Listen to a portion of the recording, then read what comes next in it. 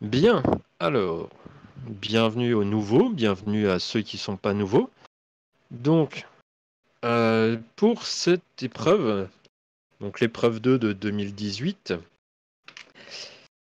il y a une particularité très spéciale, c'est le fait qu'on est... En fait, alors après, ça dépend peut-être des gens, mais en tout cas, clairement, le problème 1 était ardu. Et le problème 2, lui, était au contraire relativement extrêmement simple. Alors quand je dis relativement extrêmement simple, on verra par la suite, je vais vous expliquer un peu tout ça. Mais il y a quand même des choses un peu particulières. Pour le problème 1, c'était de l'arithmétique. Donc pour le problème 1, c'était de l'arithmétique. Ce qu'il faut faire attention, c'est de bien lire tout ce qui est écrit. Et ensuite, on vous parle du fait qu'on utilise 29 caractères différents. Il faut donc bien repérer le fait que 29 est un nombre premier. Dès que vous avez de l'arithmétique, réfléchissez à nombre premier ou pas. Bon, on vous donne un tableau de caractères, donc voilà. Et on vous précise, et ça il faut bien le repérer, on note R, l'ensemble des entiers utilisés dans ce cryptage, c'est-à-dire l'ensemble 0,28, alors avec les doubles barres pour dire que c'est un ensemble d'entiers. Et on définit en dessous f de k, f indice k, l'application de R dans R, qui a tout x de R, associe le reste de la division euclidienne de x puissance k par 29. Ces fonctions sont appelées fonctions de cryptage. Bon, rien de spécial là-dessus, mais en tout cas, il faut bien lire ça pour comprendre la suite. On vous parle d'une partie... Alors, on va commencer avec la partie A, bien sûr. La partie A se nomme premier essai. Eh bien, ça, c'est clairement juste une petite entrée en matière. Alors, du coup, partie A, premier essai. Bon, grand 1, on vous fait faire juste du cryptage. Hein. En fait, c'est juste vraiment une intro, du calcul. Paf, on est content, voilà. On vous dit montrer que quelle que soit la fonction de cryptage choisie, les symboles espace et points sont inchangés. Donc ça revient rien d'autre à calculer les images de 0 et de 1. 0 et 1 sont invariants, hein, parce que leur puissance, bon, elles sont sans problème définies. Pourquoi elles sont elles-mêmes sans problème défini? C'est parce que le k est non nul. D'accord? Si k pouvait être 0, ça vaudrait 1, et de toute façon, ça serait pas intéressant. Alors, donc voilà pour ces deux questions d'entrée en matière. Alors ici, on vous parle d'un élève de 3e et d'un petit tableau, un petit tableur. Et on vous dit, lorsque le contenu de la cellule A3 est modifié, on veut que ça reste correct. Donc, en fait, on vous demande la formule qu'il doit rentrer. Enfin, non, il a cette formule-là. Comment la modifier pour pouvoir la dupliquer en utilisant la poignée de recopie. La poignée de recopie, vous savez, c'est le petit carré qui est en bas à droite des cellules et qu'on peut tirer sans problème. Alors, du coup, la poignée de recopie, vous pouvez la tirer vers le haut ou vers le bas. Donc, ce qui se passe, c'est simplement le fait que si on la tire vers le bas, le chiffre 3 va changer. Si on le tire vers la droite, c'est les lettres qui vont changer. Donc, on ne veut pas que ça change. On veut que ça reste vraiment cela. Du coup, on utilise le symbole $. Avant les lettres, pour dire que les lettres ne changent pas. Et avant le 3, pour dire que le 3 ne change pas non plus. Alors, Dodo nous dit, pour moi, $, n'est pas nécessaire devant le 3. Il est nécessaire devant le 3 parce qu'on va tirer vers la droite et vers le bas. On va tirer dans tous les sens. En tout cas, ici, c'est pas précisé. Donc, vaut mieux mettre des dollars pour les deux. C'est plutôt ça, en fait. D2, je veux dire. Effectivement, c'est pas D21, c'est D2. Alors, de toute façon, il y a plusieurs coquilles là-dessus, donc je reviendrai sur les coquilles par la suite. Mais effectivement, je vais quand même reprendre ce que disait Dodo. Si on ne tire que sur la droite, en fait, le dollar devant le 3 n'est pas nécessaire parce que sur la droite, c'est les colonnes qui vont être modifiées. Mais par contre, le 3 ne va pas changer. Si vous tirez vers le bas, le 3 changera. Ici, c'est ça que je trouve pas terrible, c'est qu'on ne vous dit pas clairement dans quel sens on tire. Donc, vous pouvez fixer les deux. Effectivement, c'est pas D21, hein, comme Inès le dit très bien. Merci à elle. Donc voilà un petit truc de table. Alors, Audrey me demande les deux exos à chaque fois, les deux problèmes, je suppose, sont-ils notés moitié-moitié? Est-ce que tu parles bien des problèmes ou est-ce que tu parles vraiment plus des parties? Alors, sont-ils notés moitié-moitié ou est-ce que les exos ont une notation différente sur les problèmes? On ne voit pas les barèmes, donc voilà. Alors, normalement, les deux problèmes ont la même notation. Clairement, les deux problèmes ont la même notation. Par contre, alors de toute façon, il n'y a pas de barème clair, vraiment. Parce que les barèmes sont faits après récupération des copies, après correction d'un paquet de copies représentatifs, et qui permet ensuite de définir un barème sur ce qui se passe. Par contre, l'épreuve 2, les questions de didactique, valent parfois plus que des questions de maths pures.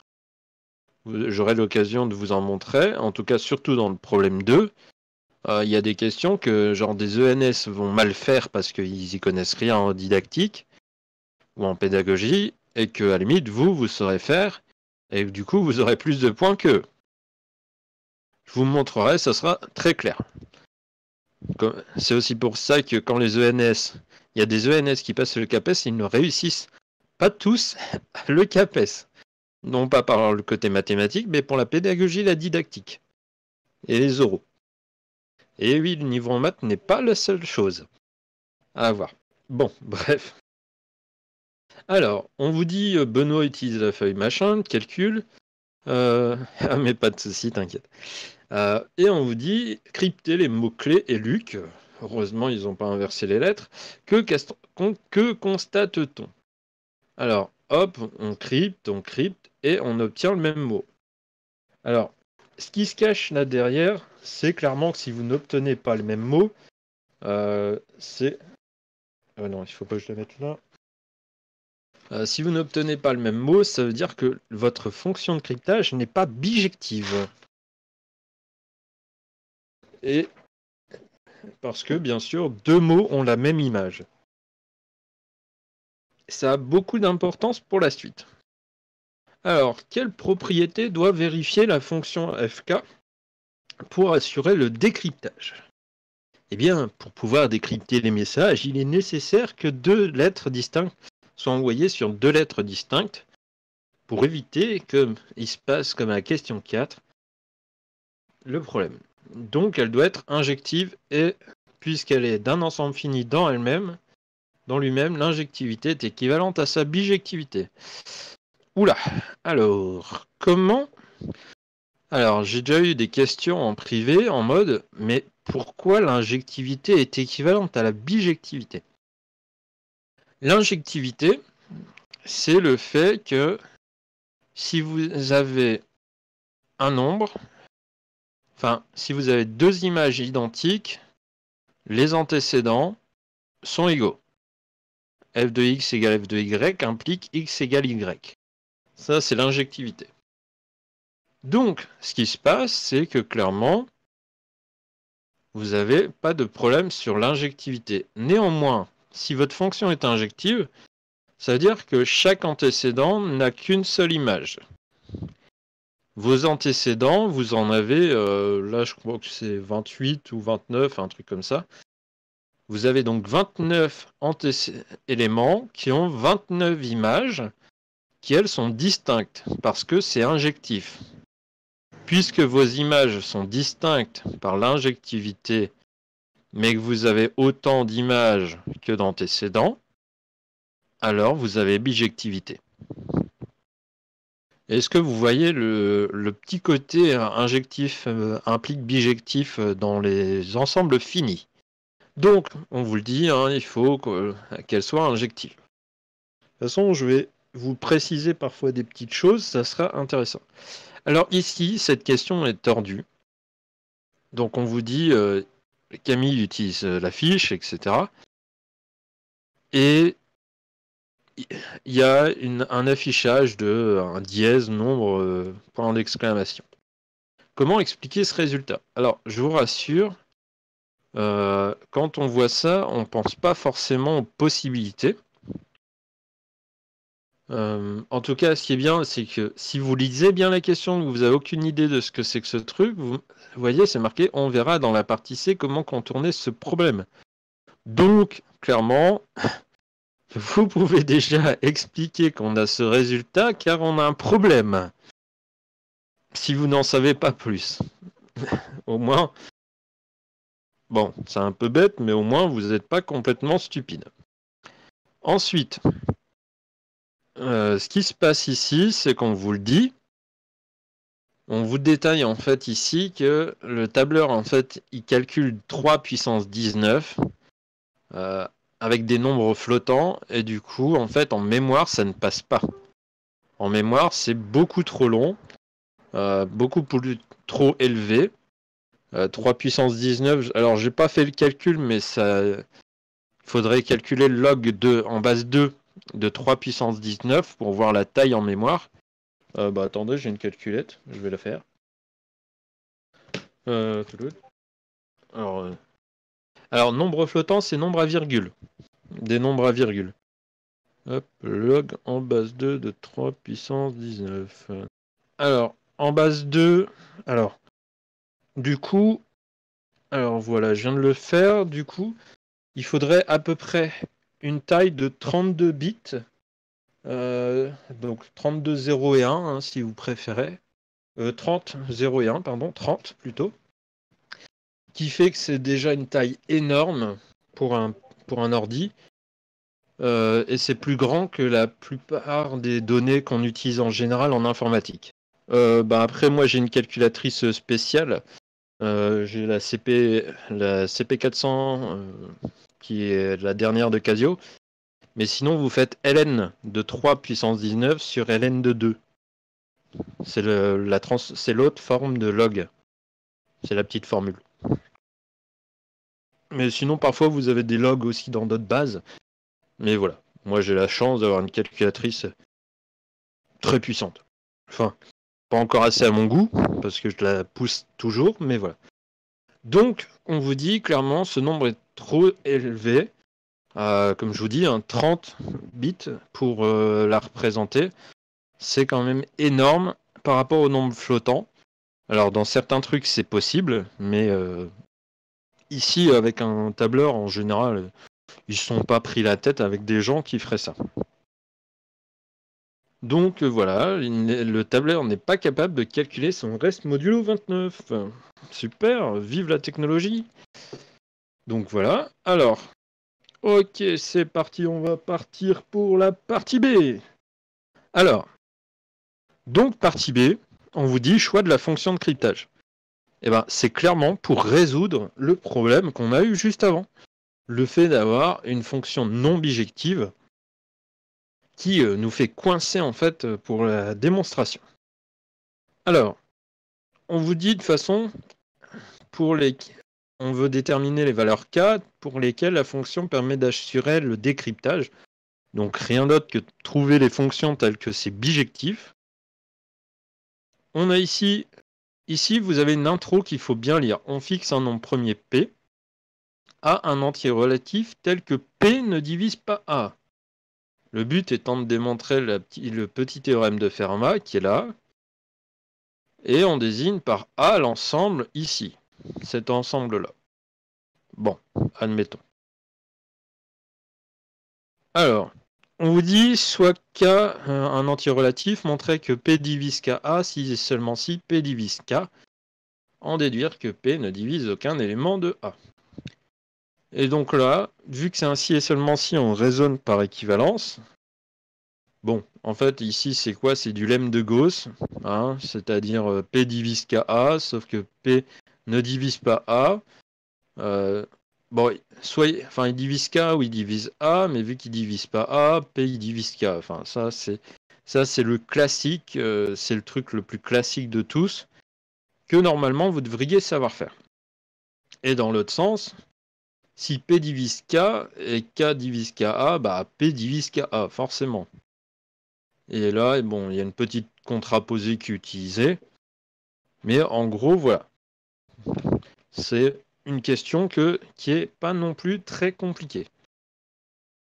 Alors, on vous dit pour I appartenant à A, donc l'ensemble 1 à P-1, donc c'est encore des entiers, on note alpha I le reste modulo P de l'entier IA. Alors, c'est là qu'on va s'amuser, ou pas. Alors, pourquoi je dis ça? Parce que, comme je vous disais, la partie arithmétique est un petit peu horrible. Alors, donc, on vous fait tout un foutoir là-dessus. Alors, que je vous explique un petit peu. Alors, pour que les restes soient tous non nuls, une autre façon de rédiger ça serait peut-être dire que si P divise IA, P divise I, or I est plus petit que P, donc c'est une contradiction et donc le reste est non nul. Voilà donc un exemple de autre démonstration.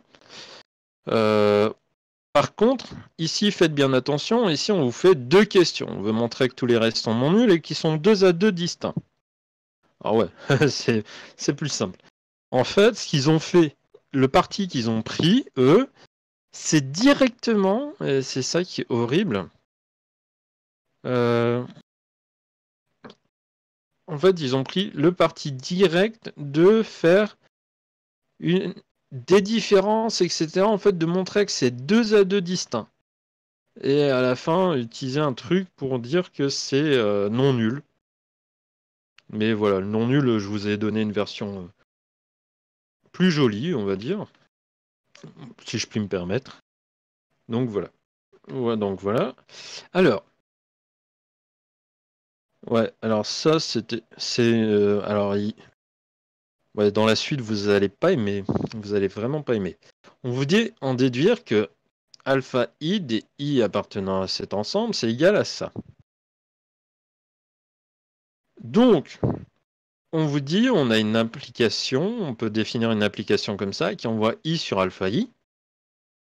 Elle est injective, et donc bijective, encore une fois, parce que l'ensemble de départ et l'ensemble d'arrivée ont le même cardinal. C'est un peu comme les dimensions avec l'algèbre linéaire, hein, si vous voulez. Alors, pour l'instant, ça va, au sens que ce qu'il faut avoir remarqué, c'est que les alpha I, je vous rappelle, c'est un peu plus haut, c'est le reste modulo P de l'entier IA. Puisque c'est le reste modulo P, il est compris entre 0 et P-1.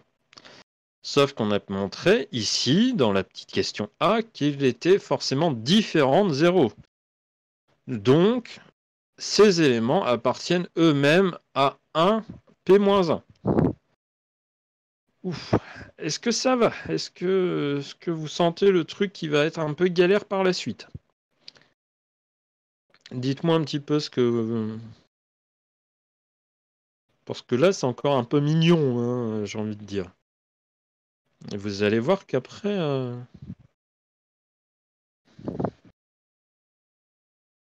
Mais vous sentez le truc un peu hard qui va arriver par la suite?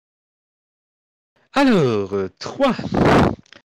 Alors, le 3 a été quand même difficile pour moi bien comprendre ce qu'il nous y avait là-dedans. Alors, je vous explique un peu cette chose. Donc on vous dit, on appelle P le produit de tous les éléments de A. Établir que P égale A puissance P-1 factoriel de P-1 et que P est congru à P-1 factoriel de P, modulo P. Ah oui, il faut clairement lire le sujet en entier avant de démarrer le jour J. Tu as raison, Dre. Ah oui. Alors, on vous dit d'une part, P égale... Alors, je vous explique un peu vite fait. Ça, c'est bien le produit des éléments de grand A. Les grands A, c'était A, 2A, 3A, etc. Jusqu'à P-1I. Donc, voilà, le produit, c'est bien ça. Donc, on peut séparer en deux produits, entre guillemets, mais en fait, le A, ici du coup, il est multiplié avec les autres éléments P-1 fois. Donc, il est bien A puissance P-1. Et ce qui se passe, c'est que le I, le produit des I allant de 1 à P-1, c'est rien d'autre que le factoriel de P-1. D'où cette égalité. Bon, ça va encore. Alors, par contre, on vous dit d'autre part, pour tout I, IA est congru à alpha I modulo P. Donc, P est congru à ce machin-là. Je vous explique. Parce que là, c'est chaud. Vous avez IA qui est congru à alpha I, modulo P. Donc, en fait, par produit de toutes les congruences modulo P, on obtient donc à gauche le produit des AI, donc P, et à droite le produit des alpha I. D'où le fait d'avoir cette congruence. N'hésitez pas à me faire signe que ça va ou etc. Parce que je me doute que doit être un peu chaud de voir les trucs. Alors, ici, on vous dit, d'après la question, grand 2, 3B. On aurait un peu du mal puisqu'on est en 3 et qu'il n'y a pas de B. Donc, d'après moi, donc ça, c'est déjà impossible. Donc, d'après moi, c'est la question 2B. Hein. Et alors, comment on arrive à cette chose? Eh bien, on arrive à cette chose grâce au fait... Donc, les P, c'était les A, P-1 factoriel de P-1. Enfin, c'était ce truc-là. A, P-1 d'après... Alors, d'après une... Alors, d'après rien, en fait, puisque non, je peux pas l'utiliser. Alors, en tout cas, le produit des I, enfin, le produit des alpha I, vous voyez qu'il est transformé en produit des I. Comment ce produit est transformé l'un en l'autre? Eh bien, c'est parce qu'il y a une bijection. Il y a F, hein, la question d'avant, la question 7 2B, qui, en fait, font partie du même ensemble. Ils sont exactement dans le même ensemble. Donc, le produit de ces éléments-là, ou le produit de ces éléments-là, étant donné que c'est les mêmes ensembles, ça fait les mêmes nombres. Parce que c'est bijectif. Et dans le même ensemble. Et oui, c'est ça qui est caché derrière. Du coup, c'est les mêmes nombres. Et du coup, ce produit, on l'a ici. Et du coup, on a le factoriel. Voilà. Est-ce que ça va pour cette question ou est-ce que vous pleurez déjà? Alors, là, le produit des I, c'est égal au produit des alpha I. Parce que tes alpha I, ce sont tous les nombres entre 1 et P-1. Les I, c'est tous les nombres entre 1 et P-1. Et puisque ce sont dans les deux cas tous les nombres entre 1 et P-1, mais ils sont tous distincts, les produits sont égaux. Un petit peu comme si vous faites 1 fois 2 fois 3, eh ben c'est pareil que faire 3 fois 2 fois 1. Voilà. C'est juste que vous avez les mêmes nombres, mais pas forcément dans le même ordre, on va dire. Mais ça vous donne le même résultat. Oui, je sais que justement, je suis parfaitement d'accord, c'est effectivement tordu. D'où le fait que j'ai passé des heures sur cette... Donc voilà, alors au 4, donc le 4, alors il faut que je vous montre un petit peu quand même. Pour le 4, on vous met ce truc-là, cette différence ici. Pourquoi P divise cette différence-là? Parce que ici, P est congru à P-1 factoriel, donc P moins P-1 factoriel est congru à 0 modulo P, et P, c'est A puissance P-1 factoriel de P-1. Du coup, on a cette différence qui est congrue à 0, et donc P divise bien cette différence. Oui, c'est malheureusement bien ça. Et on met égal simplement avec une factorisation de factoriel P-1. Bah écoute, on va voir. Alors, du coup, on vous dit par le lemme de Gauss, P divise l'un des facteurs de ce produit. Aucun des facteurs n'est divisible par P parce qu'ils sont tous plus petits. Et du coup, c'est l'autre qui est divisible par P. Mais effectivement, je suis d'accord avec toi qu'on n'utilise pas le fait que A est premier ici. Néanmoins, on l'a utilisé en fait dans les questions d'avant, si tu veux. En fait, c'est plus le fait qu'on l'a utilisé dans les questions d'avant qui, plus ou moins, justifierait que on l'a utilisé. On vous dit que peut-on déduire de f de 28 et f de 29? Alors, du coup, bon, il commence par 0. Alors, pour dire que les images par 0, enfin que l'image de 0, bah, c'est bien 0 d'après la question 2, super, hein, je vois pas l'intérêt. Et on vous dit que sinon, P ne divise pas A, que P ne divise pas A. Du coup, ça, c'est pour utiliser le petit théorème de Fermat.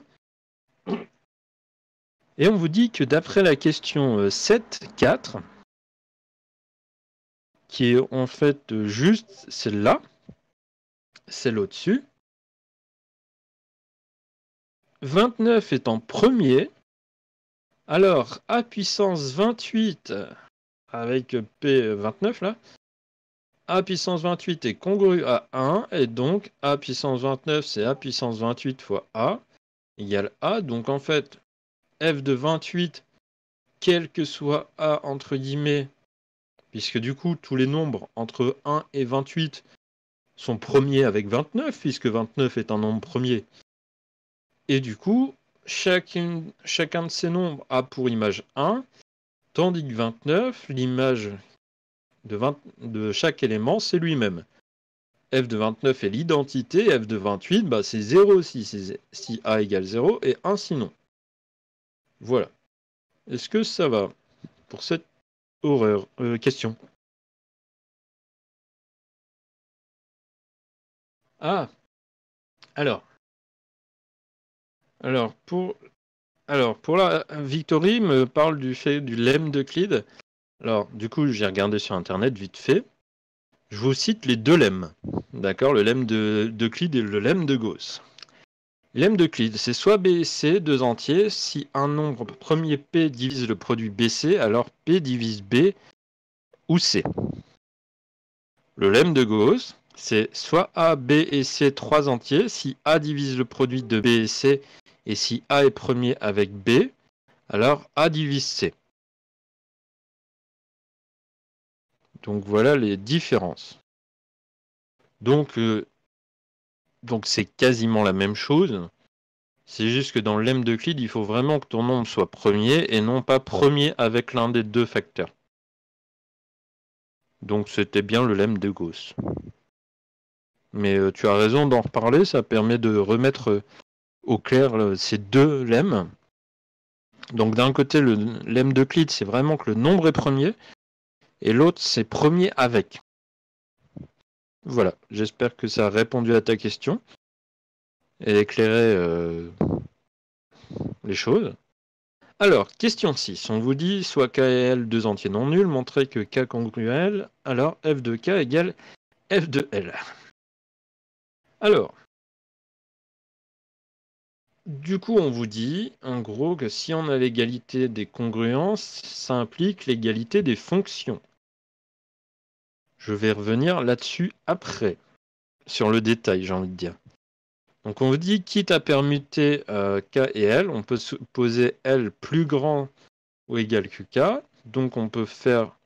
Alors ici, il y a une erreur, une des nombreuses erreurs, on va dire.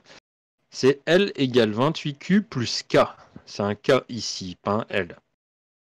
Donc ça, c'est un K. Avec Q appartenant à un grand N, soit I appartenant à R. R, je rappelle, c'est l'ensemble des entiers du cryptage, donc de 0 à 28. Si I égale 0, d'après la question 2, l'image vaut 0. Super, vachement intéressant. Sinon, alors, F de L de I, ils vous disent c'est congru à ça. Pourquoi c'est congru à ça? Parce que F de indice L de I, c'est rien d'autre que I puissance L. I puissance L, et L, c'est 28Q plus K. Ici, le 28Q plus K vient de cette égalité-là. On a donc utilisation des règles de puissance. I puissance 28 puissance Q, I puissance K, I puissance 28, c'est égal à 1 par le théorème de Fermat, d'où le 1 puissance Q. Du coup, ici, on a le 1 qui apparaît, donc on retrouve plus que I puissance K, et c'est rien d'autre que F indice K de I, congru à 29. Donc FL de I égale FK de I. En conséquence, FK égale FI. Alors, pourquoi la congruence ici implique l'égalité? C'est ce qu'il va falloir que vous compreniez dans tout ce sujet, et qui est caché. C'est le fait qu'on est dans des ensembles finis. On est dans des ensembles finis de R dans R. Alors de R comme ça, hein, pas le R des réels. Ce R-là dans ce R-là. Donc de 0,28 dans 0,28. Et en fait, les valeurs donc, de la congruence sont en fait c'est la même chose. La congruence en fait que vous avez des valeurs dans 0,28, mais en fait c'est toujours dans 0,28. Donc en fait l'égalité a le même sens que la congruence. Est-ce que vous comprenez ce que je veux dire? Ou est-ce que je parle chinois? Enfin, je parle pas chinois, mais je parle anglais, espagnol, mais j'ai pas fait de chinois. Ok, donc I appartient à 0,28. F de K, je vous rappelle, c'est le fameux I puissance K modulo 29. Donc, les images FL de I, elles sont forcément plus petites que 29. FK de I, c'est pareil, c'est forcément plus petit que 29. Donc, la congruence, en fait, c'est pareil que l'égalité, parce que de toute façon, vos valeurs sont toujours entre 0 et 28. Donc, que vous mettiez une congruence ou pas de congruence, finalement, vos valeurs, elles vont pas être plus grandes que 29. Donc, ça revient à la même chose. Alors, on vous dit, dans cette question, x désigne un entier naturel premier avec 29. Montrer qu'il existe un plus petit entier naturel, non nul k, tel que x puissance k est congru à 1 modulo 29, et que cet entier k est inférieur ou égal à 28. Cet entier k est appelé ordre de x et est noté O de x. Alors, donc comme on vous dit, on a soit E cet ensemble-là. D'après la question 7.4, qui était le coup du théorème de Fermat, il me semble. Je ne l'ai pas renoté. Oui, c'est le coup du théorème de Fermat. 28, il est contenu dans E.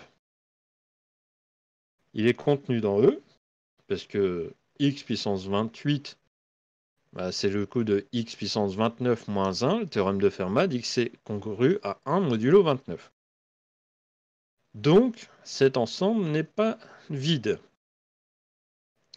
On vous dit par suite, il contient un plus petit élément k qui est donc inférieur ou égal à 28. Pourquoi? Eh bien, c'est simple. L'ensemble E, il est inclus dans n étoiles. Puisqu'il est inclus dans n étoiles et qu'il est non vide, c'est une partie de grand N. Et toute partie grand N admet un plus petit élément. D'ailleurs, ici on parle d'ordre, ordre de x. Derrière, bien sûr, ce qui est caché, c'est l'histoire des cardinales de sous-groupes engendrés par x. Ici, c'est un sous-groupe multiplicatif. Ensuite, on vous dit définition, soit x un entier premier avec 29, on dit que x est primitif modulo 29, si O de x égale 28. X, donc là, ça veut clairement dire que par la suite, x sera primitif. Il faut vraiment le considérer comme ça. Donc, question 2, on vous dit montrer que x puissance k est congru à 1 si et seulement si O de x divise k. Donc là, en fait, il y a double équivalence, double implication, implication gauche, implication droite. Donc on suppose qu'il divise. On pose ça. On sait que avec Q appartenant à n étoiles. Et du coup, on a ce truc-là. Pourquoi on a ce truc-là? Parce que x puissance grand O de x, enfin x puissance petit o, enfin O de x, c'est congru à 1 modulo 29 par la question 8.1. Donc la question d'avant. Donc, comme on vous dit, hein, c'était la définition du fameux ordre, de l'ordre. Ensuite, dans l'autre sens, on fait une division euclidienne de k par petit o de x, parce qu'on suppose que c'est congru à 1. Et encore une fois, on utilise la relation o de x, x puissance o de x, pour retrouver la congruence modulo 1, qui est là. Et on vous dit, si R est différent de 0, ça contredit la minimalité de O de x, parce qu'en effet, si R n'était pas nul, ça veut dire que qu'il y aurait un élément plus petit que O de x, parce que ici R est strictement plus petit que O de x, par division euclidienne, par unicité de la division euclidienne dans n. Alors là, d'ailleurs, ils ont mis un inférieur ou égal, mais c'est un strict, normalement. Là, ça serait un strict. Je ne sais pas pourquoi ils ont mis un inférieur ou égal. Et ici, du coup, forcément, votre reste est nul. Et donc, l'ordre divise k. En déduire que O de x est un diviseur de 28. Alors là, ils ne se sont pas pris la tête. Ils ont dit, comme x puissance 28 est congru à 1, O de x divise 28. Ça, c'est juste la conséquence de la question juste précédente avec 28. Alors ensuite, on vous dit écrire un algo permettant de calculer l'ordre d'un nombre entier x premier avec 29. Alors, il vous propose ça. Petite précision sur les algos. Je vais vous préciser des choses sur les algos. Au CAPES, pour les algos, vous avez le droit de l'écrire en ce que vous voulez. Vous pouvez l'écrire en Python, vous pouvez l'écrire en ce que vous voulez. En tout cas, vous pouvez l'écrire en Python et en ce qu'on appelle ici du pseudo-langage. c'est-à-dire en langage un peu français. Vous voyez, on met un tant que, faire, etc. En fait, tant que vous écrivez un truc qui a du sens, et même si c'est votre façon d'écrire un langage, on s'en fiche. Tant que ça a du sens et que c'est clair. Si c'est clair, il n'y a pas de souci. Vous auriez pu le faire mettre en anglais, mettre des choses, etc. Peu importe. Le tout, c'est d'écrire un truc qui a du sens. Alors, en Python, tu mettrais O égale 1, grand N égale x slash 29. Alors, la puissance de x en Python, on peut le faire en étoile. Double étoile et quelque chose. X, 2 étoiles, 2, c'est la puissance. Mais en fait, ici, il n'y a pas besoin de puissance. Il n'y a pas besoin de puissance parce qu'en fait, là, le grand N, comme il est fait, en fait, vous avez la produit. Vous avez ici le x puissance O plus 1 qui apparaît ici, en fait. Alors, on met petit o, enfin, O égale 1. Donc, en fait, on initialise une variable, O, qui vaut 1. On initialise une variable grand N, qui est x, donc le nombre qui nous intéresse, dont on veut l'ordre. Et du coup, on dit, voilà, grand N, ça sera x modulo 29. On calcule son modulo 29 directement. Tant que grand N n'est pas égal à 1. On fait quoi? La variable grand N, on la change, c'est-à-dire on prend ce qu'elle avait comme donnée, et on la remultiplie par x. Du coup, on élève à une puissance, c'est x fois x finalement, et on refait modulo 29. Donc là, ça sera par exemple x carré modulo 29. Même s'il y a eu un modulo qui a été fait avant, c'est la même chose. C'est du x puissance x carré, si vous voulez. Modulo 29. Ça, c'est parce que c'est un corps qu'on peut faire, que je peux vous dire qu'on fait le produit et que ça, c'est une puissance. Et du coup, ça, c'est x puissance O plus 1. Donc, c'est une puissance.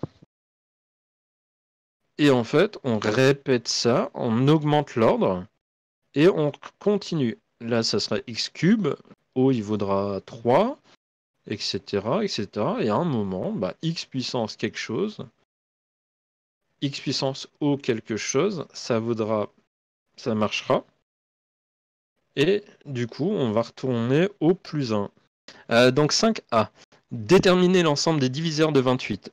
Ça, c'est la question débile. La question, mais ultra basique de chez basique. Plus débile de l'univers, vous m'appelez, franchement. Néanmoins, cette question est merdique. Pourquoi? Parce que on ne précise pas si on vous demande positif, les diviseurs positifs ou non. Et la réponse qu'il vous donne, c'est les diviseurs positifs. C'est une petite chose importante. Alors, ici, pour comprendre pourquoi ils vous ont mis les diviseurs positifs, ils ne vous le précisent pas, mais c'est parce qu'on s'intéresse au nombre dans les intervalles 0 et 28. Donc, en fait, voilà, c'est pour ça qu'ils prennent les trucs positifs. Mais ça aurait du sens quand même de noter les nombres négatifs. Donc, voilà. Alors, question B. On vous dit, montrer que si x puissance 14 est machin, l'ordre de O de x ne peut pas valoir 28. Eh bien, du coup, on vous dit, si on a ça, alors, d'après la 8.2, l'ordre divise 14 ou l'ordre divise 4. Du coup, si un nombre divise deux autres, il ne peut pas être plus grand. Donc, forcément, c'est différent de 28. Voilà. Ça prend 30 secondes, c'est kéké, c'est pépère, c'est tranquillou. Je dis ça, mais n'hésitez pas s'il y a une question, ou si vous dites « Ouh là là, c'est quoi ce foutoir? Je comprends rien !» Faut pas hésiter à me dire.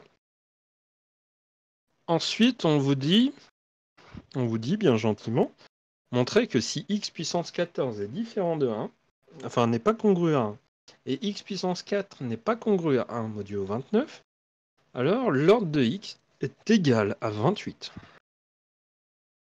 Eh bien là, on fait un petit raisonnement sympathique. On vous dit comme l'ordre de x divise 28, l'ordre de x c'est l'un des diviseurs. Jusque-là, rien de spécial. Et vous voyez, on retrouve bien le fait que c'est positif parce que l'ordre est un nombre positif. Souvenez-vous de E dans les questions d'avant. Hein, d'où le fait qu'il faut bien comprendre la question, mais qu'elle était quand même mal formulée. Et qu'on ne devrait pas vous enlever de points si vous mettiez aussi les négatifs, les diviseurs négatifs. Mais voilà. En tout cas, ici, voilà, on vous dit, supposons que x puissance 14 n'est pas congru à 1. Et x puissance 4 n'est pas congru à 1.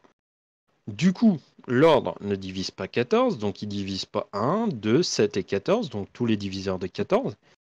Du coup, il reste 4 et 28. Mais x puissance 4 n'est pas congru à 1. Donc, ce n'est pas non plus l'ordre de x. Donc, l'ordre de x ne divise pas 4, donc il ne reste plus que 28. Ensuite, alors là, ils sont un peu pénibles, hein, parce que ils sont pas ultra clairs. Je m'explique. On dit en déduire que 2 est primitif modulo 29. Youpi! Par multiplication successive de 2, on a 2 puissance 4, 2 puissance 5, 2 puissance 6, 2 puissance 7. Et on vous dit, en élevant au carré 2 puissance 14, congru à 144, congru à 28 modulo 29, d'après la question grand 8 5c, O de 2 égale 28. 2 puissance 14, c'est congru à 28 modulo 29. Alors, en fait, si vous élevez au carré 2 puissance 14, ça fera 2 puissance 28. Mais en fait, le 28 qu'il y a ici, il est congru à 2 puissance 14 est congru à 28 modulo 29. Mais en fait, 28 est congru à moins 1 modulo 29. Puisque 28 est congru à moins 1 modulo 29, 2 puissance 14 est congru à moins 1 modulo 29. Donc, si vous élevez au carré 2 puissance 14 et vous élevez au carré moins 1. Et du coup, vous avez 2 puissance 28 congru à 1 modulo 29. Voilà. Voilà ce qui se cache. Et puisque 2 puissance 28 est congru à 1, alors grand O de 2 est égal à 28. L'autre façon, c'est on vous dit, d'après la question 8.5c, en fait c'est celle-là, O de 2 égale 28. Alors comment? Eh bien en fait simplement que x puissance 14 n'est pas congru à 1, x puissance 4, ils l'ont calculé ici, n'est pas congru à 1, et vous avez montré que si c'était pas congru à 1 les deux, alors on avait 28. Wow, se calme. Alors, en fait, ce qu'ils ont fait, c'est qu'ils se sont servis de la question d'avant. Ils ont gardé 2 puissance 4, alors pourquoi ils ont fait 5, 6, 7, j'en sais rien. Juste pour le calcul, peut-être, pour la beauté du geste. Et en fait, d'après la question précédente, si vous avez 2 puissance 4 qui n'est pas congru à 1 et 2 puissance 14 qui n'est pas congru à 1, alors l'ordre de 2, il vaut 28. C'est la question d'avant. Mais oui, c'est sûrement le 2 puissance 7, c'est pour vous donner le 2 puissance 14. Je pense que c'est juste des petites étapes intermédiaires, histoire de dire, bon, si vous êtes des débiles, voyez comment on calcule 2 puissance 14. Mais par contre, on ne vous dit pas clairement comment on passe à O de 2 égale 28. Mais bon, c'est un détail. Question 9. On vous dit, on rappelle que si P est un nombre premier, l'ensemble des x bar appartenant à Z sur PZ, donc je vous rappelle que cette notation est par rapport aux classes d'équivalence, mais on s'en fiche. Ici, on s'en fiche complètement. Muni de la loi multiplication x bar, enfin la fois bar, c'est au sens de la multiplication interne. induite par la multiplication de Z est un groupe. Donc ça, c'est juste pour dire, voilà, si on multiplie des éléments là-dedans, qu'on utilise cette multiplication, c'est la multiplication avec le modulo, hein, rien d'autre. On vous dit, en utilisant les résultats de la question 8, vérifiez que pour P égale 29, ce groupe est cyclique et donnez un générateur de ce groupe. Alors, que font-ils? Alors, donc, en fait, ce qu'ils font, c'est qu'ils détaillent un petit peu. En fait, votre ensemble E, ici, il est inclus dans Z sur PZ. Et ici, ce à quoi on s'intéresse, donc il est inclus dans Z sur 29Z. Donc en fait, il regarde en fait le fait d'avoir des éléments distincts. Si c'est cyclique, alors tous les éléments, enfin il y a un élément qui engendre tous les autres. Du coup, on fait le calcul, en fait on regarde si on prend deux éléments qui ont des exposants différents, mais compris dans 1,28, est-ce que nos des éléments ont la même image ou pas? C'est-à-dire que 2 puissance K, 2 puissance L, avec K et L appartenant à 1,28, est-ce que s'ils sont égaux, que se passe-t-il? Et en fait, on aboutit au fait que dans ce cas-là, ils sont égaux, les puissances, les exposants sont égaux. Un groupe cyclique, c'est simplement un groupe qui est engendré par un élément et qui est monogène, c'est-à-dire qui est fini. Un groupe cyclique, c'est un groupe fini. Et en fait, du coup, ce qui compte, c'est que là, on a clairement le fait que notre ensemble, notre sous-groupe ici engendre bien les 28 éléments. Et donc, c'est bien l'ensemble des z bar de Z sur 29Z avec Z différent, avec X différent de 0. Donc, en fait, vous avez montré que ce groupe était cyclique car il engendrait tous les éléments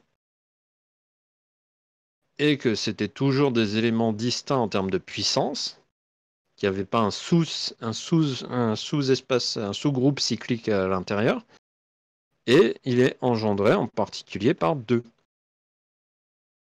Parce que de toute façon, vu qu'on a travaillé que sur 2, il ne peut pas être généré par autre chose, quoi. Alors, on vous dit, pour la 10, on considère l'application phi. Attention, de S égale 1,28. Alors, hop. S égale 1,28 à valeur dans S qui a tout entier K appartenant à S. Associe phi de K avec bêta K. Bêta K, le reste de la division euclidienne de 2 puissance K par 29. Alors, ici, il faut bien vous rendre compte que puisque bêta K est un reste de division euclidienne, bêta K est compris entre 0 inclus et 29 exclus. Déjà, ça c'est important de le remarquer. On vous dit justifier que phi est bien défini. Phi bien défini, ça veut dire quoi? Ça veut dire que phi de S, eh bien, est inclus dans S. Ça veut dire que chaque élément de S, il a son image dans S. C'est ça que ça veut dire bien défini. Et du coup, ici, justement, ce qu'on regarde, c'est, on vous dit, en fait, ce qui prouve ici, c'est le fait que, c'est simplement le fait que vos bêta K ne peuvent pas être nuls. Ils sont tous différents de 0. Donc, bêta K appartient bien à S, parce que je vous ai dit, c'est 0 inclus 29 à cause du reste, 29 exclus, donc 0 inclus 28 inclus. Mais pour virer le 0, il faut prouver que les bêta K ne peuvent pas être nuls. Et ça, on l'a parce que le 29 ne divise pas 2 puissance K. Par le fait du fait de la primauté de 29 par rapport à 2.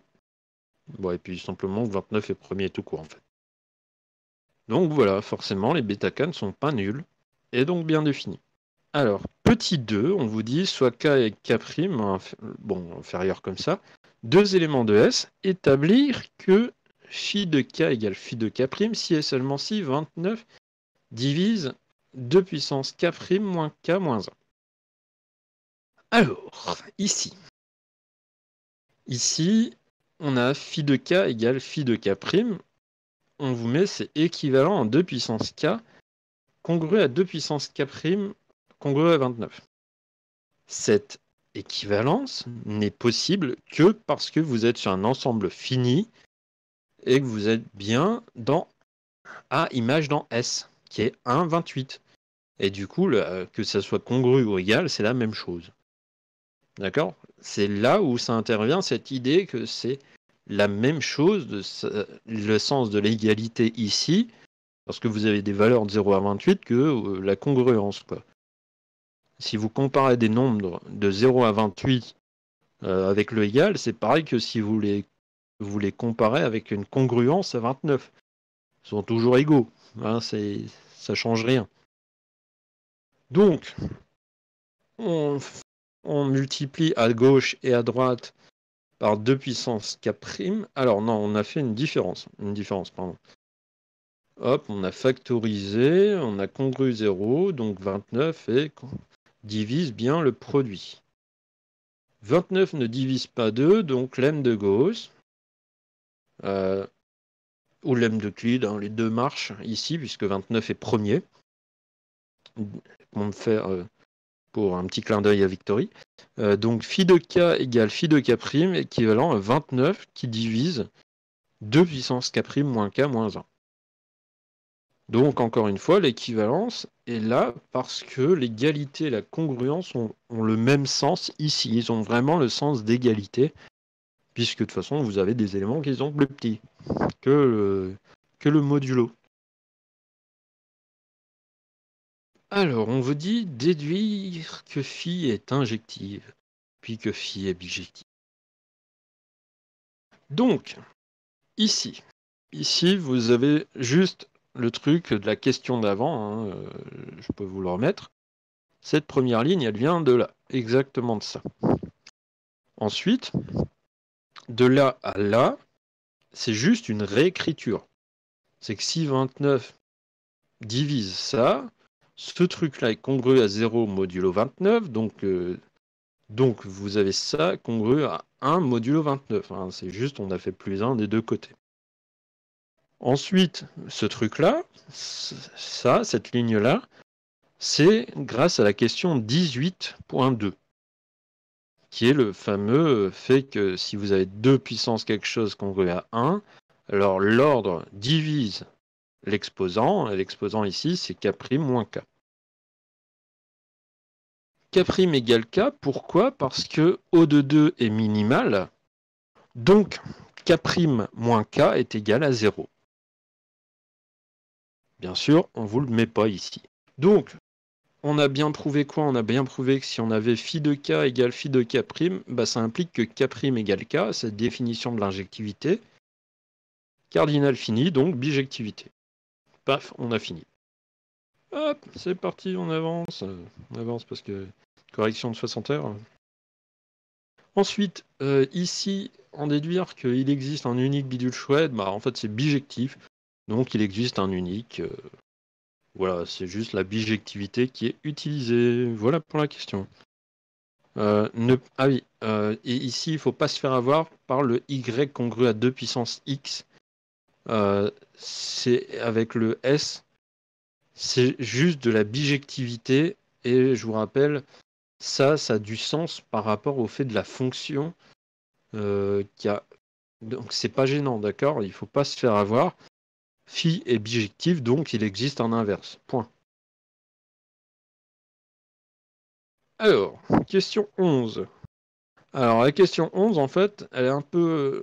Il faut bien la lire parce que là, on voit qu'il y a un truc qui appartient à S, là, un truc qui appartient à R. On a des petits trucs ici. En fait, on raisonne, je dirais, un peu par analyse synthèse. C'est-à-dire qu'ici, on dit si 29 divise Z, alors Z puissance K serait congru à 0. Et donc Z puissance K serait différent de Y, car Y appartient à S. et que y ne peut pas être à 0. Donc 29 ne divise pas z. Hop, comme ça, on exclut le fait que 29 divise z. Ensuite, du coup, si z appartient à R,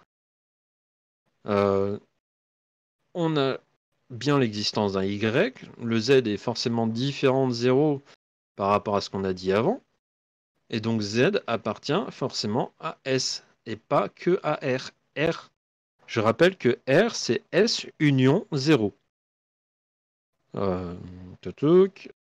Voilà, en fait, c'est un petite analyse synthèse qui a été fait là. Et puis voilà. Alors, cette question-là, elle est un peu dégueulasse. Donc, on vous dit tout ce foutoir-là, démontrer si seulement 4t moins x est divisible par 28. D'après x2, c'est le fait des applications de 2 puissance quelque chose est congru à 1. Alors, j'ai un peu vous détailler ici un petit peu ce foutoir-là, mais je pourrais pas beaucoup vous donner totalement de détails sur cette question-là. Donc, en fait, z puissance k, c'est 2 puissance t dans l'énoncé. Donc, en fait, d'où le 2 puissance tk. Y, c'est 2 puissance x, donc il est là. Cette ligne-là est équivalente à 2 puissance tk moins x, qui est donc congru à 1, modulo 29. Du coup, c'est équivalent au fait que l'ordre de x, enfin l'ordre de 2 ici, c'est tk moins x, enfin que l'ordre de 2 divise tk moins x. L'ordre de 2, c'est 28, d'après la question 8.2. Du coup, 28 divise tk moins x. Donner une condition nécessaire et suffisante pour que étoile, donc cette équation diophantienne, admette des solutions. Eh bien, on vous dit admet des solutions si et seulement si A et 28 sont premiers entre eux. En fait, la condition nécessaire, si vous ne la saviez pas, c'est en fait, il suffisait de lire la question 4 pour comprendre que en fait, la question 4 vous dit en déduire que si K et 28 sont premiers entre eux, blabla, enfin, les fonctions, voilà, elles sont bijectives. Donc en fait, vous mettiez, voilà, elles sont premiers entre eux et puis on est content. Donc, en fait, après, on vous parle de solutions, etc. Mais c'est de l'équation diophantienne habituelle que je passe parce que c'est pénible. Pour la solution, c'était du théorème de Bézout. Si juste un petit truc pour la dernière. Établir que étoile a une unique solution. En fait, on prouve d'une part l'existence.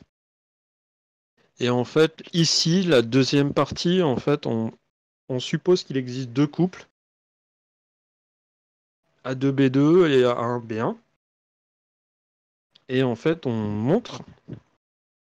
montre finalement par différence, etc., par des petits trucs, que finalement, les deux couples sont identiques. Et donc, il y a unicité de la solution. Et ici, il y a une erreur ici, au sens que là, c'est pas donc n-q tout seul, c'est donc n-q égale 0. Voilà, encore une coquille, comme s'il n'y en avait pas assez. Bon, après, le machin fait 16 pages, donc voilà.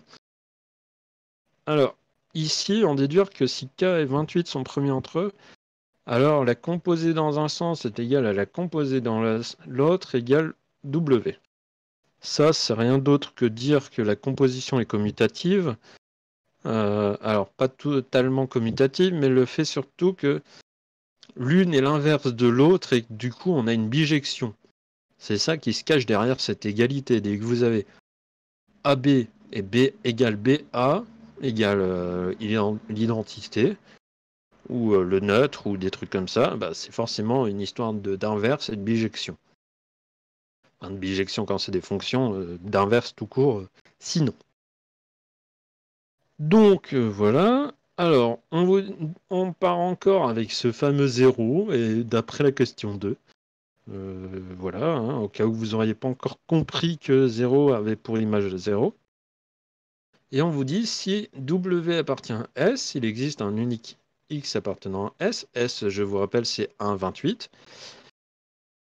Tel que W égale 2 puissance X. 28 divise ce truc-là.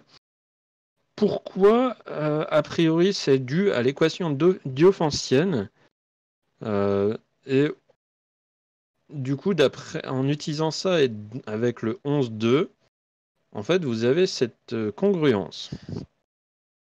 Vous avez cette congruence, ça, c'est exactement le produit.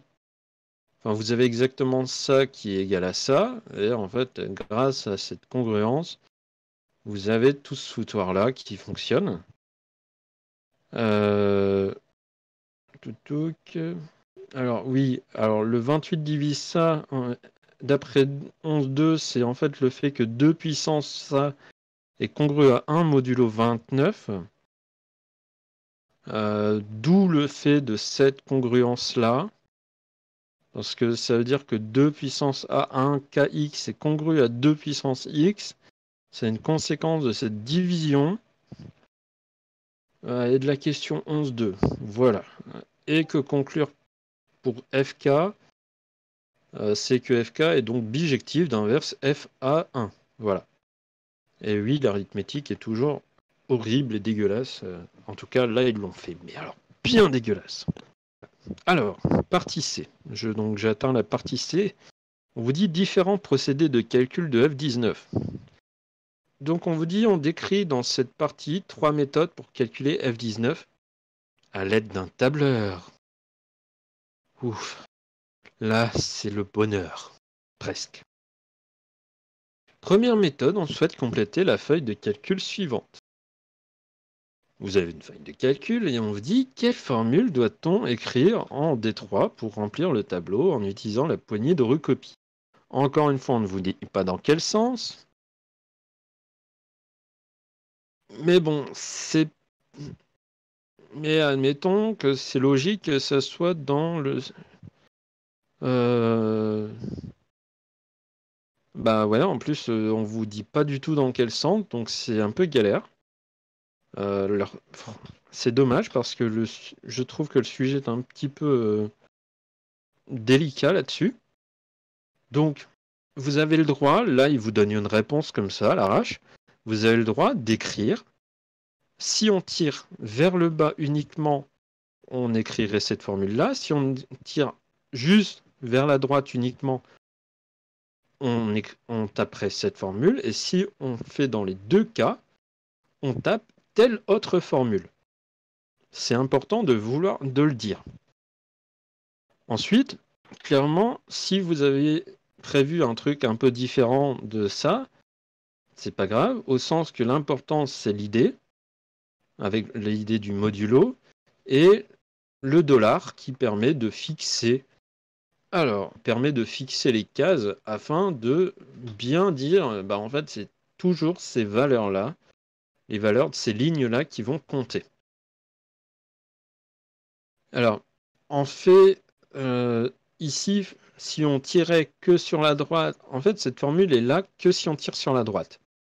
Pourquoi? Parce que si on tire sur la droite, le D va pas changer. Si, le D va changer, mais pas le 2 ici. Par contre, le 2 ici va changer. Oui, c'est un peu bizarre leur truc. Oui, donc c'est une recopie vers le bas, en fait. C'est une recopie vers le bas, leur truc. Du coup, D2. Donc ici, c'est vraiment le produit, hein, vous souvenez-vous, c'est x puissance quelque chose. Donc bah, en fait, c'est juste la valeur précédente fois elle-même. Sauf que la valeur de départ, bah, c'est celle-là, le D $2. Et on va multiplier par D2. Ensuite, D3, ça va être exact. Alors, D4, pardon, D4, ça sera D3 fois 2. Donc, ça sera bien le x carré fois x. Et on va pouvoir tirer comme ça. Donc voilà un petit peu. Alors, je vais vous expliquer cette phrase. Enfin, cette phrase. On vous dit pour remplir chaque colonne, combien de multiplications et combien de divisions euclidiennes par 29 sont-elles effectuées? Alors, en fait, on a clairement 18 multiplications, 18 divisions euclidiennes. Comment compter ça? Simplement que chaque ligne, vous avez une étoile. Vous avez une étoile par ligne et un modulo par ligne. Et vous avez 18 lignes. Donc, vous avez bel et bien 18 multiplications et 18 divisions. Ensuite, donc ça, c'était la première chose. Ensuite, seconde méthode. Seconde méthode, on change. On fait des composés de F2. Paf paf, on est content, plaf plaf. Et on vous dit quelle formule doit-on écrire en D3 pour remplir le tableau, utiliser la poignée de recopie. Encore une fois, cette histoire qui me gêne, le côté où on ne vous dit pas dans quel sens. Bon, je devrais peut-être me taire, mais bon, que voulez-vous? Alors, ici, c'est pas très gênant, parce qu'en fait, ce qu'on fait, c'est qu'on prend l'élément précédent et on met au carré, parce que clairement, à chaque fois, c'est l'élément d'avant élevé au carré. Donc, cette formule convient parfaitement. Ensuite, on vous dit, en constatant qu'on a cette égalité-là, montrez que pour tout x appartenant à R, on a ça. Ouh là là! Alors, si vous n'êtes pas complètement teubé, ou en tout cas que si vous avez du mal, c'est pas grave. Là, vous le voyez, vous saurez le faire une prochaine fois. Mais en gros, ici, vous avez donc x puissance 19. Bah, x puissance 19, c'est x puissance 2 puissance 4 plus 2 fois 1, enfin celui-là.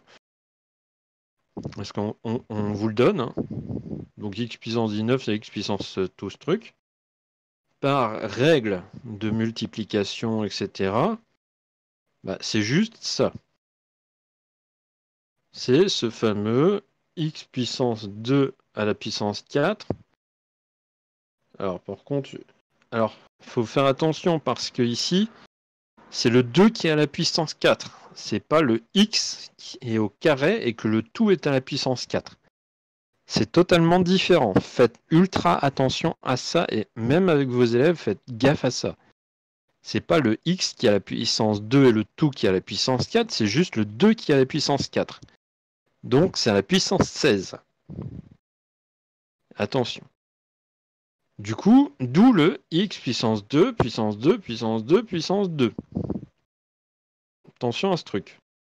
Fois le x carré avec le plus 2, fois x avec le plus 1. Et hop, ça vous donne ça. Donc D7, c'est la case où j'ai mis le curseur de la souris. On vous dit, quelle formule doit-on écrire en D7 pour remplir la ligne 7 en utilisant la poignée de recopie, ainsi obtenir F19. Il propose modulo D4 fois D4 fois D2 congru à 29. Du coup, effectivement, vous voyez presque tous ou à peu près qu'il y a un problème. Que cette réponse n'est pas valable. Cette réponse n'est pas valable puisque si vous faites ce qu'ils disent, des 4, c'est-à-dire que vous faites 7 composés 4, 7 composés 4e, fois elle-même, donc au carré, fois D2 qui est fois x. Donc en fait, vous ne faites pas ça, vous faites ça au carré fois x. Ce qui n'est pas le cas. Enfin non, même pas. En fait, D4, c'est celle-là. C'est celle-ci que vous faites au carré fois 4, et du coup, ça n'a pas de sens. Donc, parce qu'en fait, ça au carré, ça vous donne celle-là, et ça vous donne absolument pas celle-là. Donc, cette formule-là est erronée.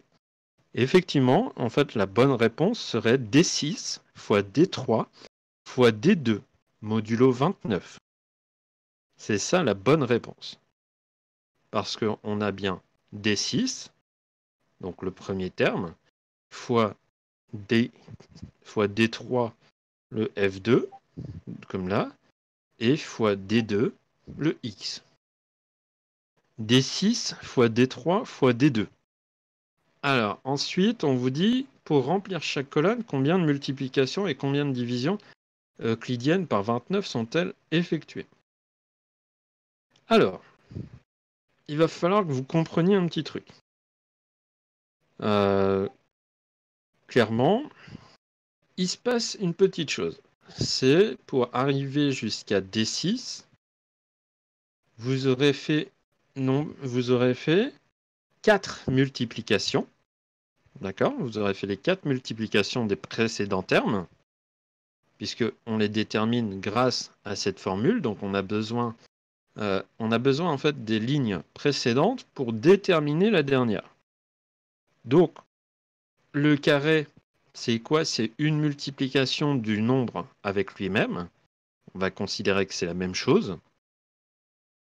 Et donc, on a 4 multiplications qui sont là. Ainsi que 4 divisions euclidiennes pour chacune des cases, des cellules. Néanmoins, dans notre formule, on a 2 multiplications en plus et une division euclidienne. Donc on a bien 4 plus 2, ce qui fait 6 multiplications et 5 divisions euclidiennes. Alors, troisième méthode, on est là avec du F3. Et on vous dit, tiens, quelle formule doit-on remplir? Encore une fois, hein, c'est celle-là. Bon, rien de spécial ici. C'est juste de la compréhension d'énoncé, de la compréhension de ce qui se passe. D'où le module. On vous dit en constatant qu'on a ça, donner une formule permettant de calculer F19 à partir de la formule. Donc là, pareil, hein, c'est juste de l'écriture, de tout ce foutoir-là, en utilisant ça. Donc c'est comme tout à l'heure, ça n'a rien changé.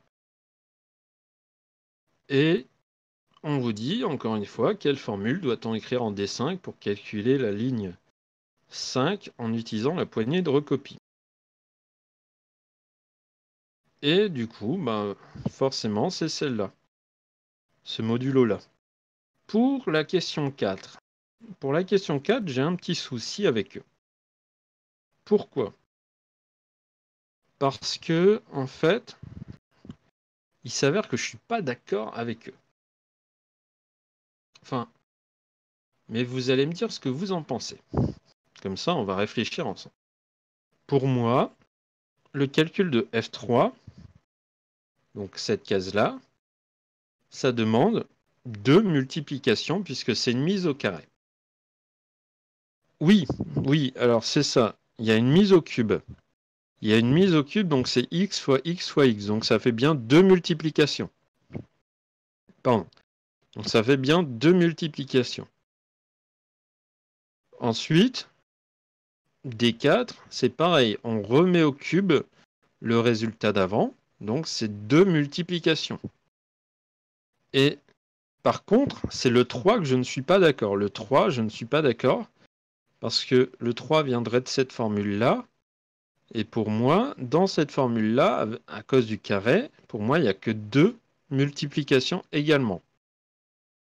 Du coup, pour moi, c'est 2. Et du coup, on a 6 multiplications.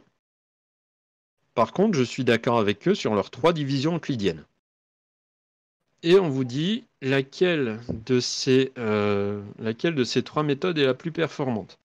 Alors, je vais vous expliquer un petit peu. Ici, ce qu'on regarde en informatique, on appelle ça une complexité. Et en fait, en réalité, on parle de complexité ici temporelle. Pourquoi complexité temporelle? Parce qu'on compare, on regarde la performance en termes de temps, en donnant le M pour le temps pour une multiplication et D pour une division. On s'en fiche du temps que ça met. On veut juste comparer. Et du coup, ici, on écrit cette inégalité, cette inéquation, entre guillemets, mais il faut bien comprendre. Alors du coup, forcément, leur 7M, il coince un peu, hein, parce que pour moi, c'est 6. Alors, du coup, ils coincent leur truc, hein, mais bon. Alors, du coup, ce qui se passe, c'est le fait... Alors, la complexité algorithmique...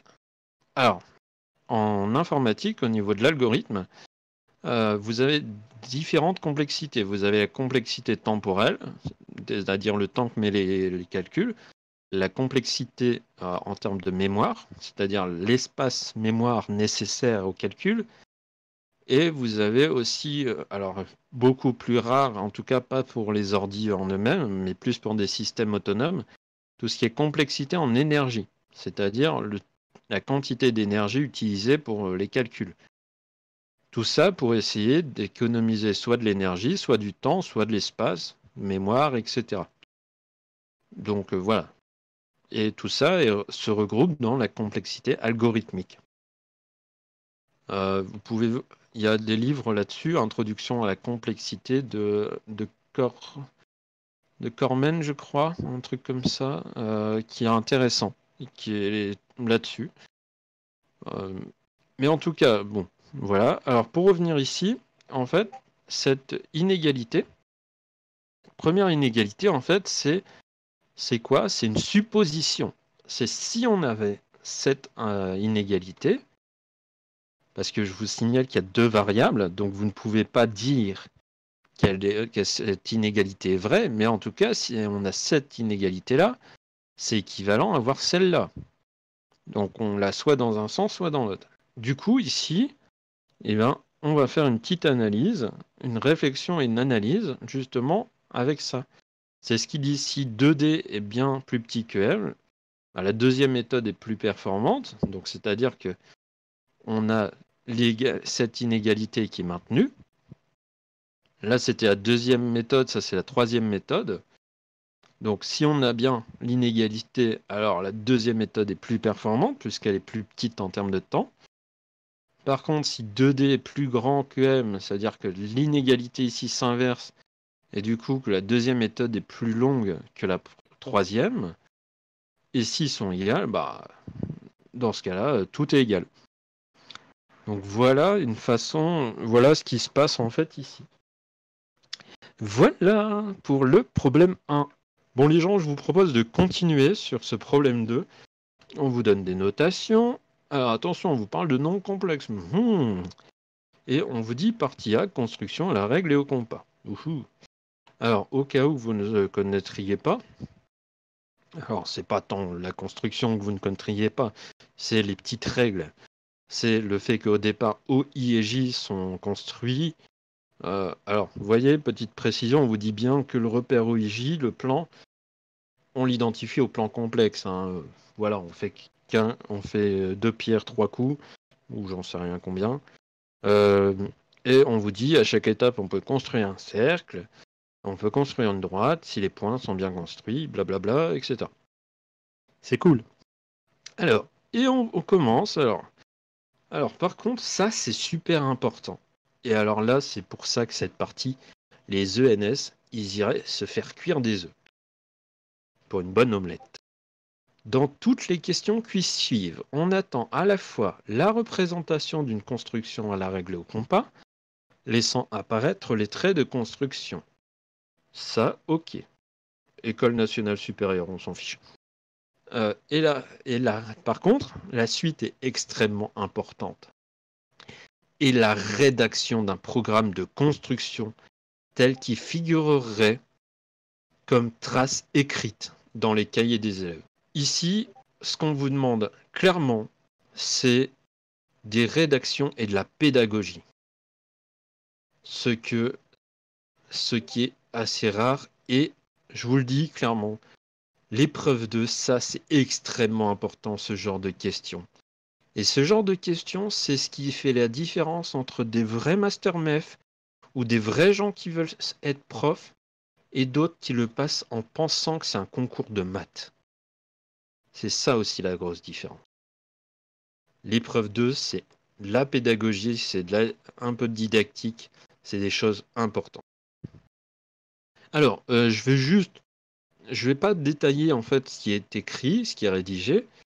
Je vais quand même juste vous dire des petites choses. C'est que clairement, on vous dit tout le temps la figure et les sélecteurs. En fait, c'est parce que ce sont des choses simples, clairement simples. Leurs rédactions sont quand même un petit peu rapides, un petit peu tout serré. Néanmoins, c'est des rédactions où ils vous mettent le minimum attendu, clairement, et du coup, vous pouvez faire mieux. Et ce sont clairement des questions qui, malgré leur simplicité apparente, sont, je suis quasiment certain, notées plus importantes que d'autres questions comme d'arithmétique tout à l'heure. Le premier truc, c'est de construire une médiatrice d'un segment. Bon, ça, si vous savez le faire à la règle au compas, vous savez faire le reste. Question 2, je vous ai dit, moi j'y vais. On vous fait construire une perpendiculaire à une droite passant par un autre point. Bon, voilà. Si vous ne savez pas, vous irez regarder. Enfin, je vous conseille d'essayer avant. Ensuite, montrer que la droite parallèle à AB passant par C est constructible à la règle au compas, c'est pareil. Ensuite, DD', deux droites constructibles, montrer que les bisectrices de ces droites sont constructibles à la règle au compas. Tout ça, si vous savez les tracer, vous savez les faire. Clairement. Si vous savez les faire, vous saurez faire le programme de construction. Et bien sûr, il faut bien le faire, etc. Pas besoin d'utiliser des théorèmes de je ne sais pas trop qui, que ça soit Ptolémée, que ça soit je sais pas, Pitot et je ne sais qui d'autre.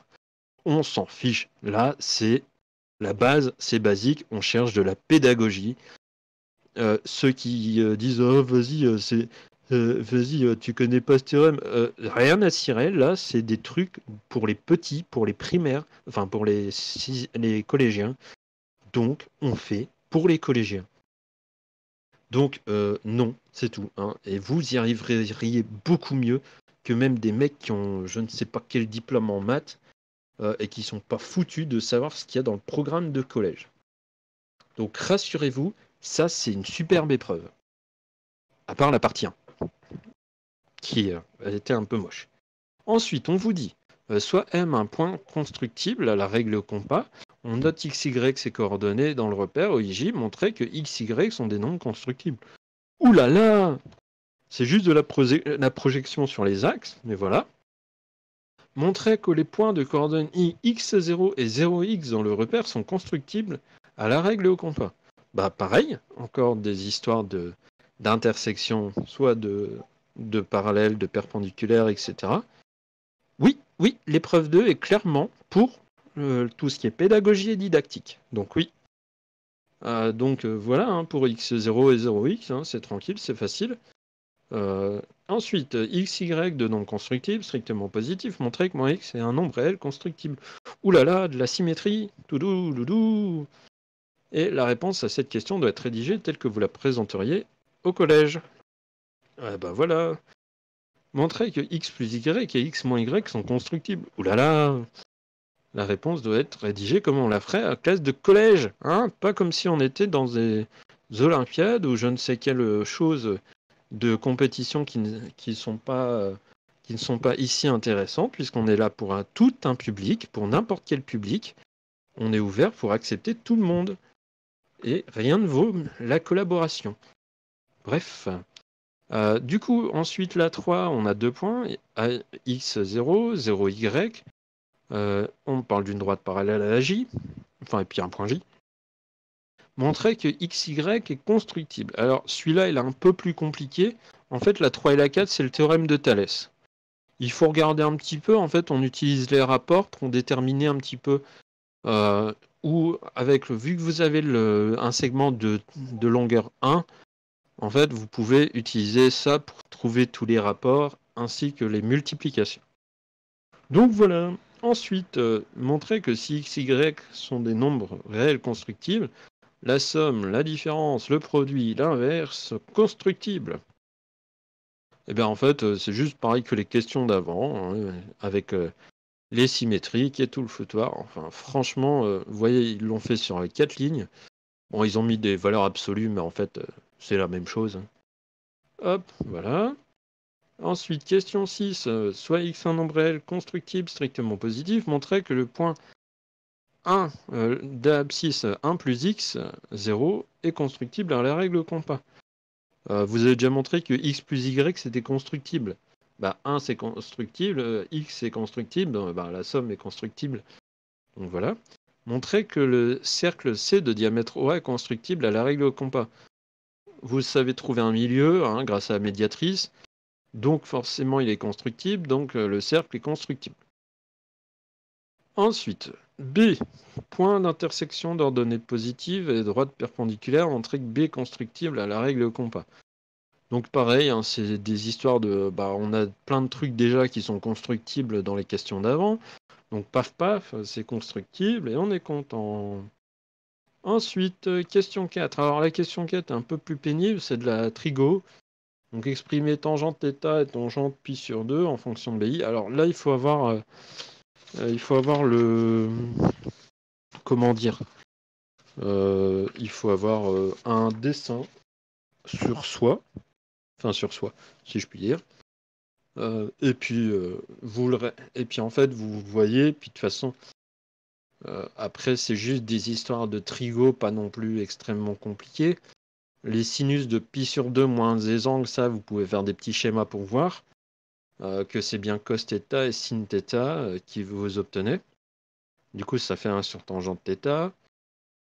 Et alors après, bon, il faut y penser à arriver à racine de x. Je reconnais que là, c'est en fait une petite question un peu moins évidente que les autres. Mais bon. Et ici, montrer que racine de x est un nombre constructible, bah, comme le point en question juste d'avant, il est constructible, racine de x est un nombre constructible.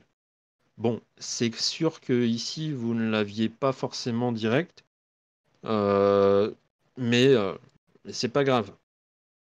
Après, vous avez le droit dans ce genre de questions, c'est que si vous n'avez pas pour x réel, vous pouvez le dire pour x entier. X entier, c'est juste du Pythagore avec un triangle rectangle. Je vous laisse chercher tout ce qui est spirale de Pythagore qui permet de construire toutes les racines carrées de chaque nombre entier. Ensuite, montrer que tous les nombres rationnels sont constructibles. Bah, on a vu, hein, les rapports sont constructibles, les entiers sont constructibles. Alors, ils font même un petit principe de récurrence sur le fait que tous les nombres entiers sont constructibles, hein, au cas où vous seriez un peu débiles. Et du coup, leurs opposés sont constructibles, les entiers relatifs sont constructibles.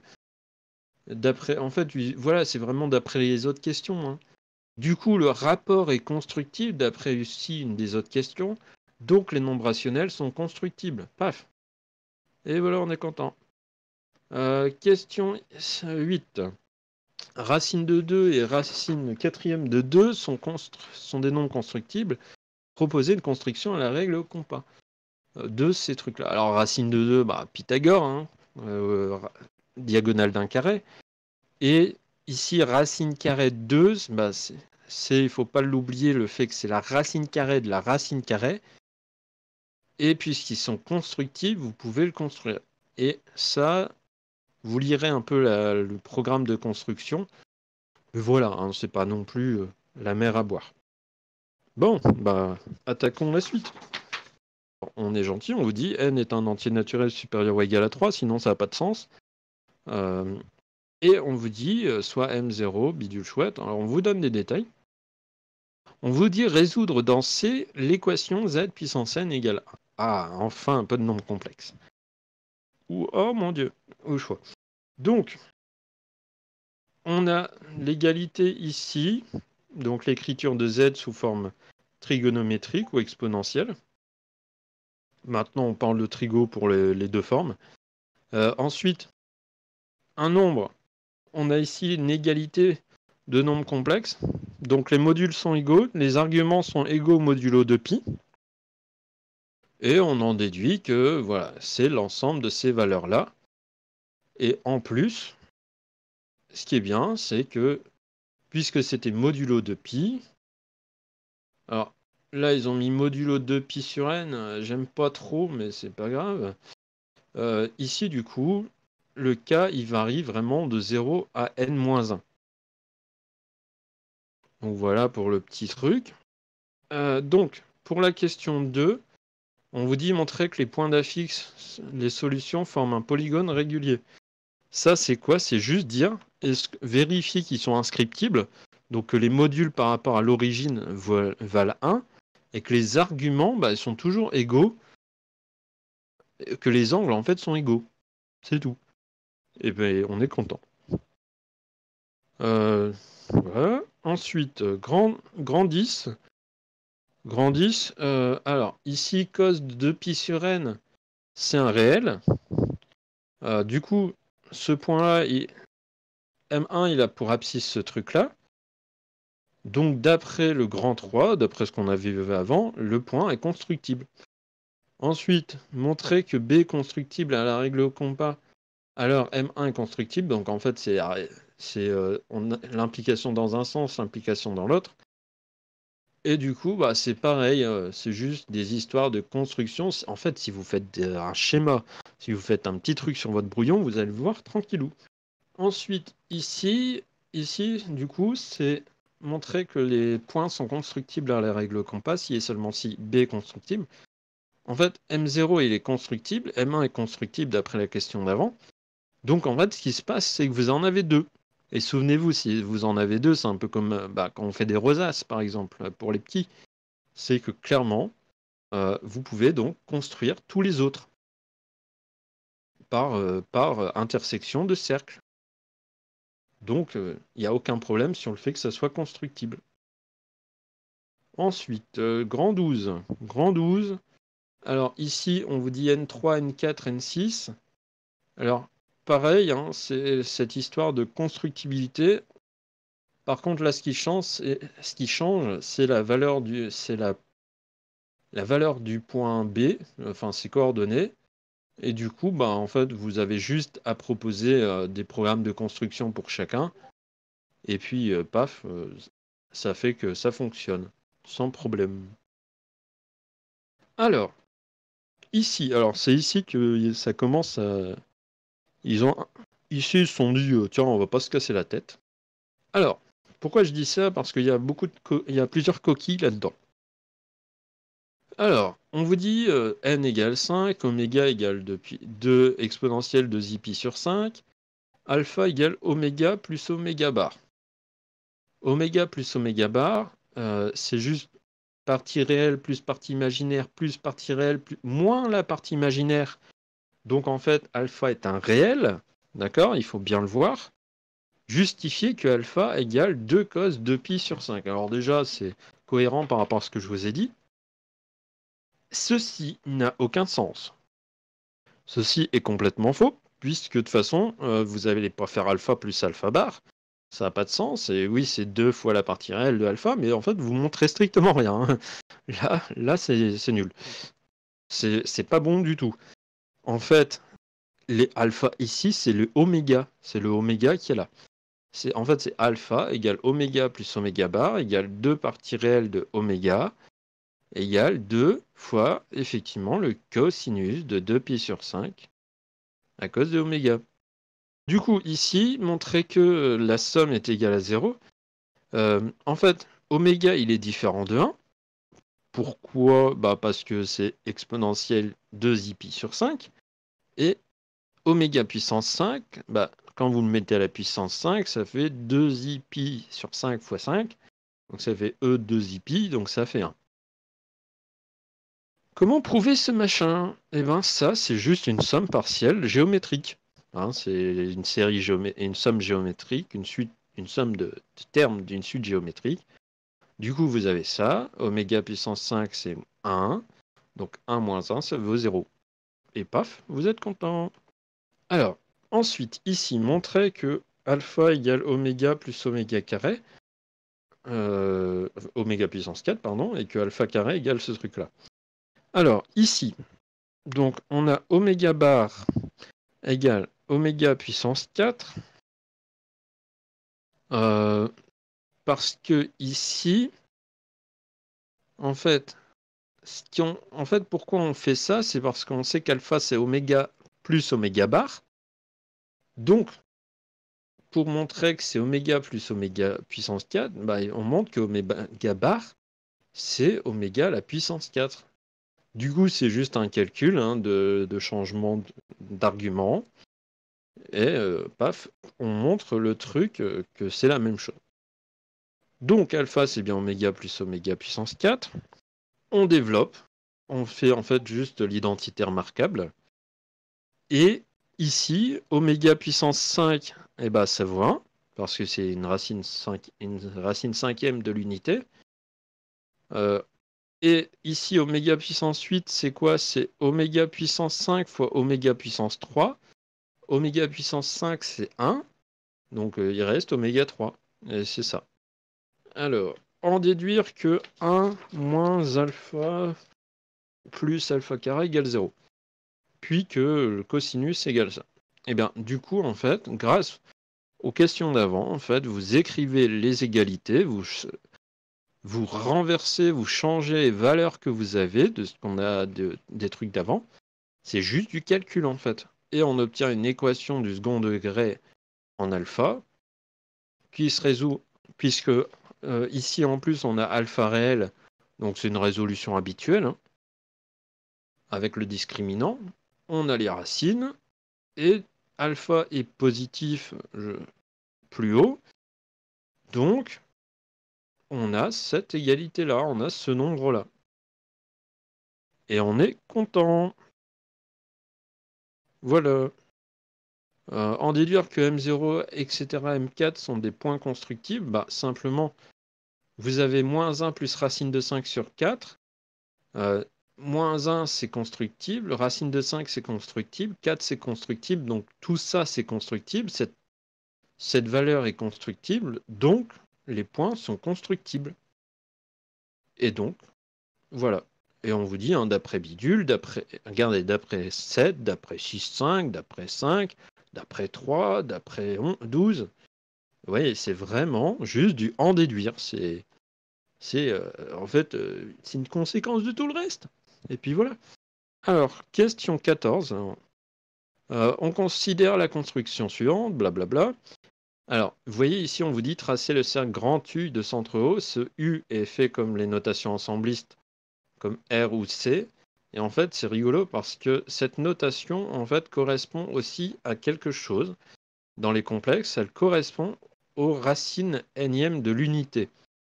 Je dis énième, mais parfois on précise pas forcément tous les trucs. Et en fait, ce qui est intéressant, c'est que ça forme même un groupe.